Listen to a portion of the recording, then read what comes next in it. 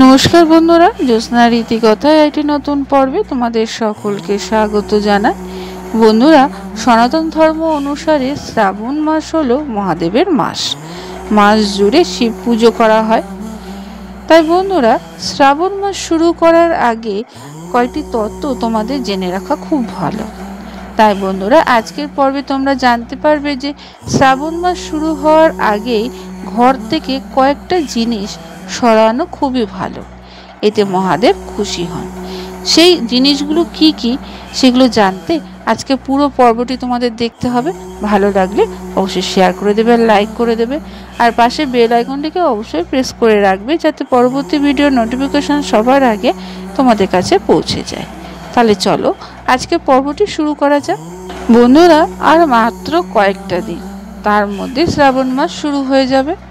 এই বছর শ্রাবণ মাস শুরু হবে আগামী 18ই জুলাই থেকে। ভোলেনাথের ভক্ত হও যদি তোমরা, তারা শ্রাবণ মাস পালনের প্রস্তুতি শুরু করে দাও।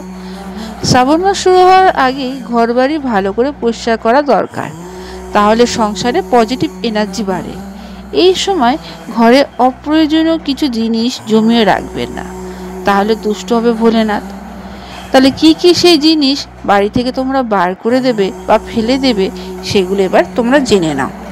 যদি বাড়িতে শুকিয়ে যাওয়া গাছ থাকে তাহলে সেগুলো রাখবে না। শুকনো গাছে সংসারে নেগেটিভ এনার্জি নিয়ে আসে। ক্যাকটাস জাতীয় বা কাটা জাতীয় গাছ ভুলেও বাড়িতে রাখবে না। বাড়িতে কাটা গাছ থাকলে তার সংসারে অশান্তিতে পরিণত হয়। শুকিয়ে যাওয়া তুলসী গাছ বাড়িতে থাকলে তা এখনই সরিয়ে ফেলো, নতুন তাজা গাছ লাগিয়ে নাও। দ্বিতীয়ত, ভাঙা মূর্তি, ভুলেও ভাঙা মূর্তি বাড়িতে রাখবে না।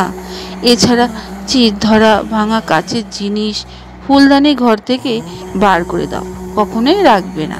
এর ফলে রুষ্ট হবে মহাদেব, পারিবারিক সম্পর্কগুলির মধ্যে চির ধরবে, অশুভ প্রভাব পড়বে।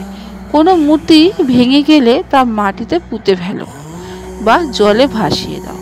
ভাঙা মূর্তির জায়গায় নতুন মূর্তি নিয়ে আসো। তৃতীয়ত, পুরনো ঝাড়ু বা ঝাঁটাকে বাস্তুশাস্ত্রে মা লক্ষ্মীর প্রতীক বলে মনে করা হয়, কিন্তু পুরনো ঝাড়ু সংসারে দারিদ্র বা অসুখ নিয়ে আসে।